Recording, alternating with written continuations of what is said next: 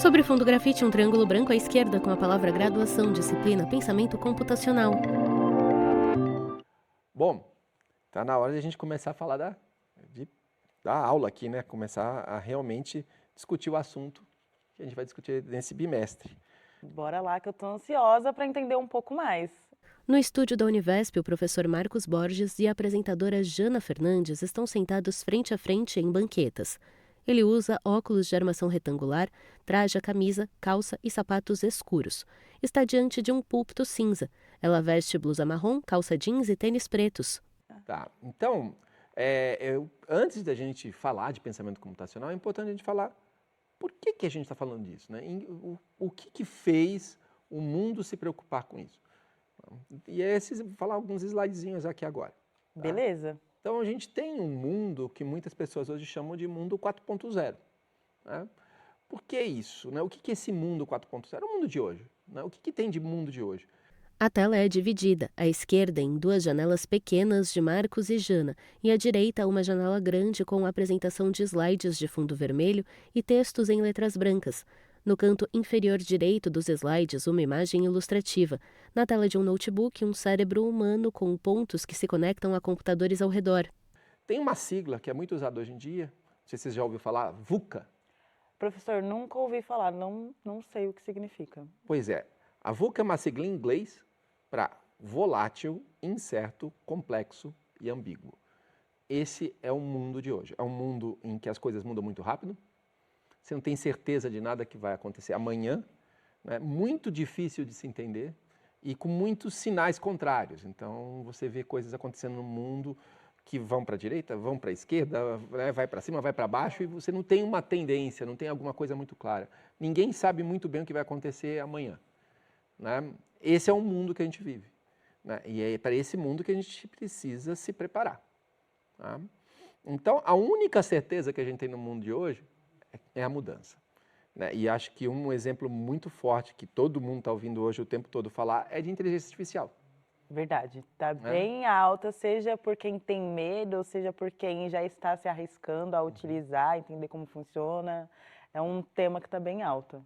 A gente vai falar isso lá na nossa última aula desse curso sobre um pouquinho de IA. Tá? Mas a verdade é que, com certeza, todo mundo que está começando nossas aulas aqui hoje, né, quando se formarem, vão ter que usar inteligência artificial. Não tem como imaginar qualquer profissão no mundo de hoje sem inteligência artificial. Né? Então, a gente sabe que nesse mundo não tem mais verdades absolutas, não tem mais uma certeza de longo prazo. Você não sabe exatamente o que vai ter certo, qual é a profissão no futuro. A gente não sabe. A gente sabe que as empresas vão mudar e as que não mudarem vão acabar. Né? A gente teve um exemplo nos anos 90 da Kodak, que era uma potência. Ela inventou a máquina digital, mas ela não acreditou, ela preferia ganhar dinheiro com o filme e ela acabou. Né? E a gente teve um exemplo muito mais recente, a Nokia, que era a dona do mercado de celulares, né? E ela perdeu rapidamente esse mercado por não ser muito rápido na mudança. Né? Então, a gente sabe que as empresas ou mudam ou acabam. Né? Dessa forma, os empregos também vão mudar. Né? Hoje, você precisa cada dia mais de pessoas que sejam empreendedores, não no sentido de necessariamente criar a sua empresa, mas mesmo dentro da sua empresa, buscar coisas novas, pensar em coisas diferentes, não simplesmente executar uma atividade padrão. Por que você acha que executar uma atividade padrão não é tão importante? Exatamente por conta dessa cicla que você nos ensinou agora, o mundo VUCA. Então, a gente está vivendo num mundo de mudanças a todo tempo. Se você segue ali apenas o padrão, você acaba ficando para trás, porque o mercado está se atualizando a cada momento. Perfeito. Seria isso. E o padrão, se for uma coisa muito padrão, a IA vai fazer. Você não precisa de uma pessoa para fazer algo que é repetitivo. Verdade. Não precisa nem ser IA, na verdade, né? A computação de modo geral. Né? Então, a gente sabe que a vida vai mudar. A gente não tem um caminho seguro, uma certeza. A gente tem que aprender a se adaptar o tempo todo. Né? E tem que entender uma coisa muito importante, que a gente espera que nesta disciplina todo mundo saia aprendendo, que falhar faz parte do aprender. A gente não tem que ter medo de errar. Né? Então, estamos aqui. Né? Esse é um dos pontos importantes. Mas vamos em frente. O mundo 4.0, na verdade, esse termo veio depois da indústria 4.0. A indústria 4.0 foi um termo desenvolvido lá na Alemanha, né, quando o governo envolveu um conjunto de atores e pediu para estudar o que é a indústria do futuro. Né? E eles chegaram que a indústria do futuro tem essas 4 palavrinhas ali. É uma indústria interoperável, ou seja, onde as máquinas conversam com as máquinas e as máquinas conversam com as pessoas, todo mundo interagindo. Virtualizado, ou seja, eu consigo controlar tudo que eu tiver que controlar num computador, num tablet, à distância, pela internet. Né? Descentralizado, não tem mais aquela presença de uma pessoa extremamente especialista que decide tudo. Né? Então, eu posso ter o operário decidindo muitas coisas, eu posso ter a própria máquina decidindo. E hoje isso já é bastante comum em indústrias mais modernas. A própria máquina percebe, tem algo errado, eu vou parar aqui e vou pedir manutenção. Né? Então, as decisões estão indo, né, para o chão de fábrica, para o dia a dia, né? E modularizado, então, onde cada dia mais as máquinas, os softwares, tudo estão integrados de uma forma de montar pecinhas. Você vai montando e encaixando e você pode criando a sua empresa e crescendo de uma forma muito simples. Essa é a indústria 4.0. E nessa indústria 4.0, né, a gente precisa de uma pessoa, nesse mundo 4.0, nessa indústria 4.0, a gente precisa de pessoas com habilidades diferentes. Né? Existe todo um estudo sobre as habilidades do século XXI, o século que a gente está hoje. Né? Então, a gente precisa de pessoas capazes de pensamento analítico, de uma análise crítica, de olhar para alguma coisa e conseguir criticar, conseguir ver o que está certo, o que está errado, de aprendizado assitivo, ou seja, de correr atrás do seu próprio aprendizado, que tenham estratégias para conseguir fazer isso, pessoas que inovem, que sejam criativas, que sejam originais, até exatamente porque a gente conversou anteriormente. Tá? Porque se não inovar, se não for criativa, o computador substitui. Né? A gente precisa oferecer, né, como habilidade de ser humano, aquilo que o ser humano ainda é melhor que a máquina. E acaba dando espaço exatamente para essa resistência que muitas pessoas acabam tendo, de achar que as máquinas, a inteligência artificial, enfim, vai dominar o mundo. Quando na verdade não, ela pode ser uma aliada desde que você também esteja ali se atualizando. Exatamente, exatamente. Então a gente precisa de pessoas com essa capacidade de usar, né, de inovar o meu dia a dia usando, por exemplo, a inteligência artificial. Pessoas que usam tecnologia, que criam tecnologia, e isso a gente vai falar mais para frente, né? Tem a ver muito com o pensamento computacional, que saibam resolver problemas complexos. Né? De novo, estou sendo repetitivo porque é importante ser, porque coisas muito simples a máquina já faz. Então a gente precisa fazer aquelas coisas que nós humanos ainda somos melhores. Que sejam capazes de conversar, de interagir, de influenciar as pessoas, que tenham inteligência emocional para lidar com dificuldades. A gente acabou de falar que o mundo vai ser difícil. Né? Então, a gente precisa desenvolver nas pessoas a capacidade de lidar com a dificuldade. Né? Porque vão ter muitos desafios ao longo da vida. Né? E que sejam capazes de avaliar e analisar sistemas, mas não estou falando sistema de computador aqui. Sistema como um todo. Né? Você está numa empresa, se eu fizer isso, o que vai acontecer com o estoque, o que vai acontecer com a máquina, o que vai acontecer com a peça que eu vou entregar para o meu cliente. Tá? Conseguir olhar o que você faz, mas conseguir pensar o que você faz impacta no todo. Tá? Esse é o sistema nesse sentido. Tá? Então, e nesse contexto, a educação também tem que mudar. Né? A educação tem que preparar para esse novo mundo. Né? Esse estudo aqui é um estudo bem interessante, ele coloca que entre as tendências para a educação no Brasil, mais relevantes, de 3, 2 têm a ver bastante com o que a gente faz aqui na Univesp. Tá? A primeira é a educação para a vida, o lifelong learning, que a gente fala, a aprendizagem ao longo do tempo. Não dá mais para a gente imaginar que eu estudei, parei, estou pronto. Tá? Então, a vida toda você vai ter que aprender a programar aqui com a gente, sabia? Ai, que desafio! Vou ter que ter inteligência emocional para poder conseguir lidar aí. Tá? Então, a gente tem, entender isso, aprendizagem para toda a vida. A gente sabe que muitos alunos nossos, né, já fizeram curso, já estão no mercado, mas agora querem aprender de novo, querem se preparar para outra carreira, então isso é importante. Né? E formação de professores com novas habilidades. Né? Por isso que a gente tem muita preocupação com nossos alunos de pedagogia, licenciaturas, né? Porque a gente precisa desenvolver neles essas novas habilidades e, com certeza, pensamento computacional é uma delas.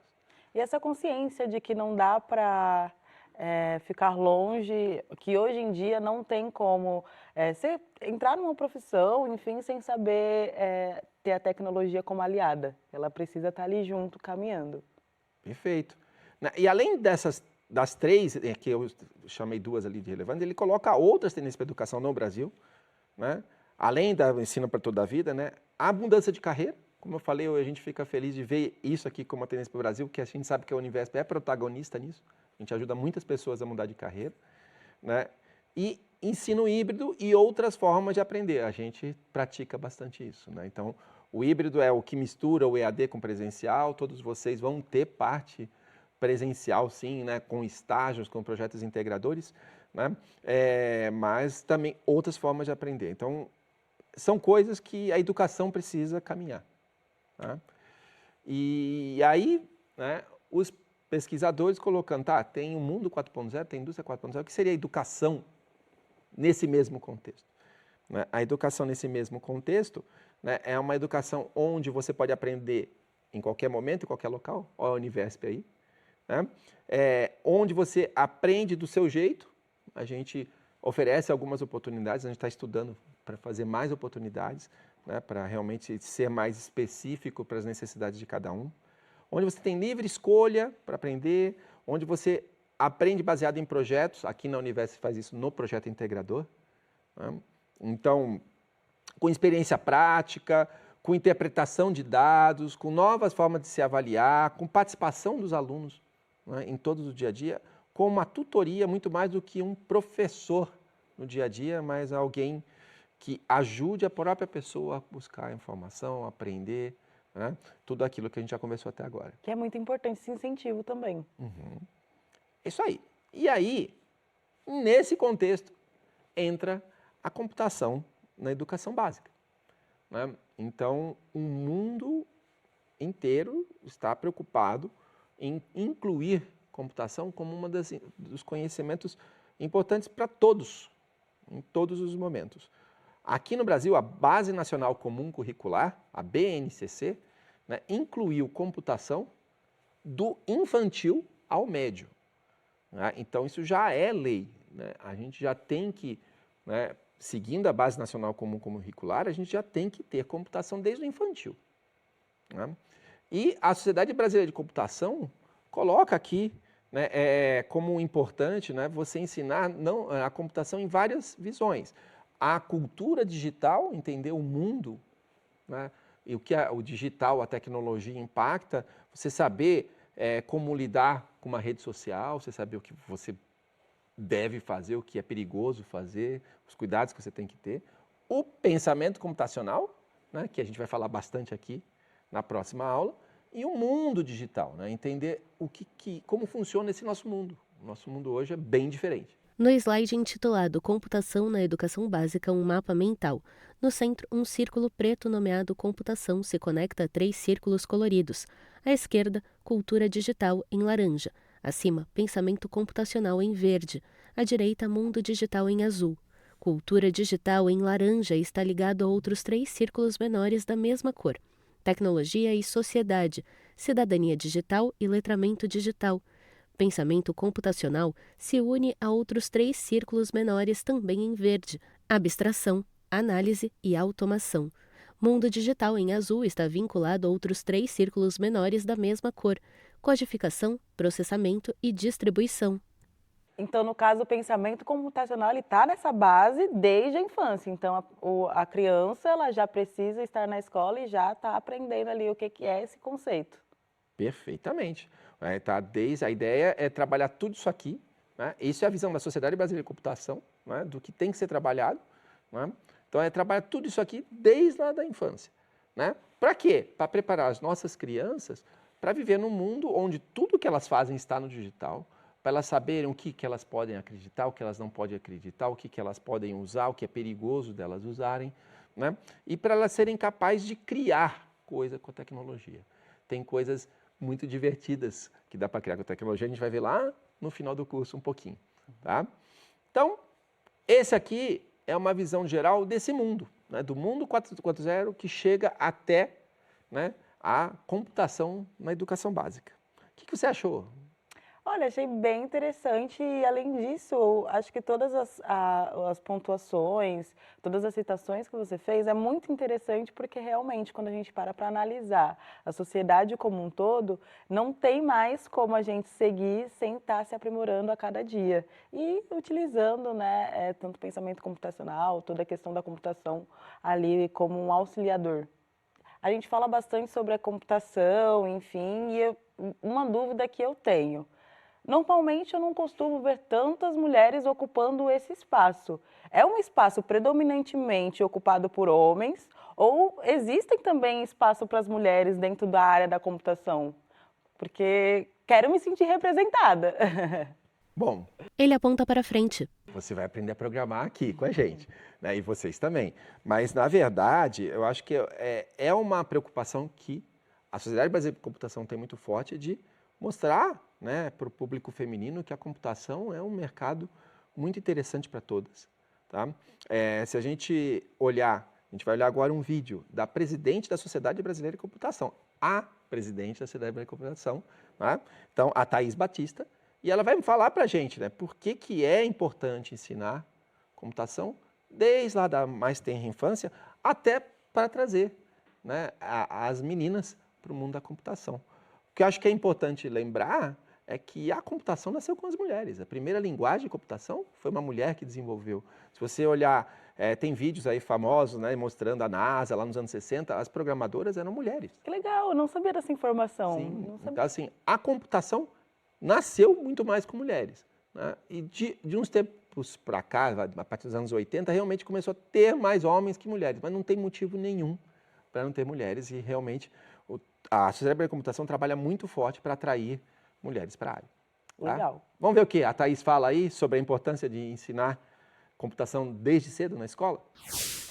Thaís Batista, presidente da Sociedade Brasileira da Computação, mulher branca de cabelo liso, preto na altura dos ombros, traja blusa preta, blazer verde e usa batom vinho. No estúdio da Univesp, a vista dos ombros para cima, sentada em uma poltrona azul. Muito importante que a gente consiga desenvolver o pensamento computacional, o pensamento lógico, né, desde que a pessoa é uma criança, onde tem mais facilidade de aprendizado, né, de forma que eles consigam, né, através do desenvolvimento desse pensamento computacional, né, lidar, né, desde criança também, né, posteriormente na sua vida adulta, né, com a tecnologia que hoje ela é pervasiva no nosso dia a dia. Então é essencial que desde cedo seja desenvolvido essa habilidade e competência no indivíduo, de forma que ele possa realmente viver numa sociedade que é completamente digital. Bom, né, você viu aí que a Thaís falou, realmente é importante, né? Com certeza. Inclusive, quero aprender mais com ela. Muito bom. Então, ó, vamos aprender na próxima aula, então, tá? Então, daqui a pouco a gente volta, né, na próxima aula falando um pouquinho mais sobre todo esse contexto da computação na escola. Combinado? Combinadíssimo. Até mais. Os dois acenam. Sobre o fundo branco, 2 retângulos vinho e cinza sobrepostos alternam-se nas laterais. No centro da tela, os créditos em letras pretas. Governo do Estado de São Paulo. Secretaria de Ciência, Tecnologia e Inovação. Universidade Virtual do Estado de São Paulo, Univesp. Presidente Marcos Borges. Diretora acadêmica Ludmila Jaquim Ribeiro. Audiodescrição, Núcleo de Acessibilidade Wiktis. Roteiro, Ana Rafaela Chanes. Revisão, Cláudia Guarnieri. Consultoria, Sidney Tobias. Gravação, Leandro Ribeiro. Narração, Thaís Lenk. univesptv.com.br